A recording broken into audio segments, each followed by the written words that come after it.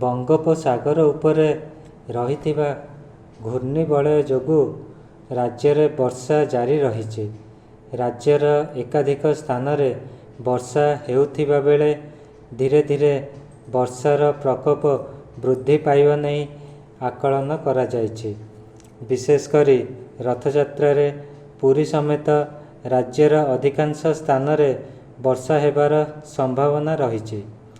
भुवनेश्वर आंचलिक पाणीपाग केन्द्र निर्देशिका डॉक्टर मनोरमा महांती कहवा अनुसार मयूरभंज, केन्दुझर, कोरापुट और मालकानगिरी जिले में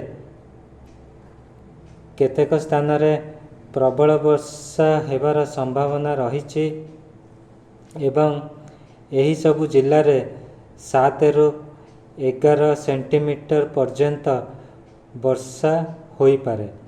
सेथिपाई एही जिला गुडी को येलो वार्निंग जारी करा जायछि।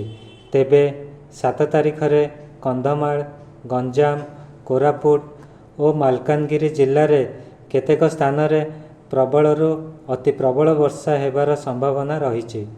एही सबु जिले में 12 ରୁ 20 सेंटीमीटर पर्यंत वर्षा होई पारे।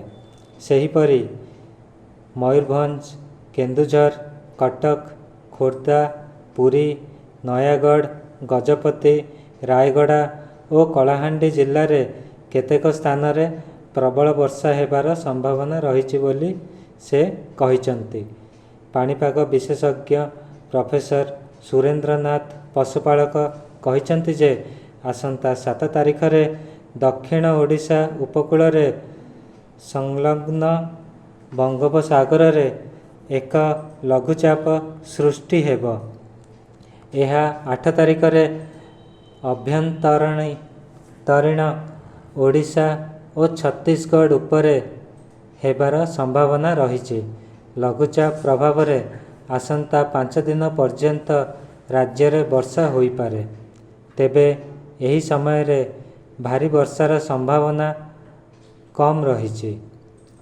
प्रत्येक दिन अनेक स्थान रे स्वल्प, केतेक स्थान रे मध्यम और गोटे दुईटी स्थान रे भारी वर्षा 75 मीटर रु अधिक होई पारे। तेबे 7 और 8 अर्थात रथयात्रार उभय दिन रे पुरी रे समुदाय 30 ରୁ 35 मिलीमीटर लेखाए वर्षा होई पारे। 7 तारिख सकाळु संध्या पर्यंत झिपिझिपि रु स्वल्प राति पर्यंत 8 रे सकाळे झिपिझिपि और संध्या 6टा परे सुखिला पाग रहिबार संभावना रही बोली प्रोफेसर पशुपालक कहिसंती।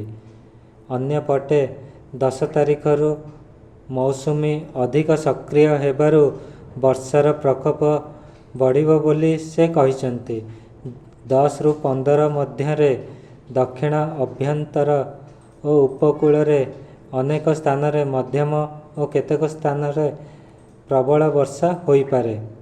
गजपति, गंजाम, रायगड़ा, कंधमाल, बौद्ध, खोर्धा, पुरी, ढेंकानाल, केन्दुझर, मयूरभंज और कटक जिले में अधिक वर्षा हेब। बालेश्वर, जाजपुर, केन्द्रापड़ा रे सबुठु कम वर्षा हेबा नहीं प्रोफेसर पशुपालक आकलन करिसंती। शुक्रवार ढेंकानाल रे 28 मिलीमीटर वर्षा रेकर्ड करा जाइथिबा बेले तालचेर रे 18, पारलाखेमुंडी 11 मिलीमीटर वर्षा रेकर्ड करा जाइछि। ब्यूरो रिपोर्ट, पर्यवेक्षक, ओडिशा।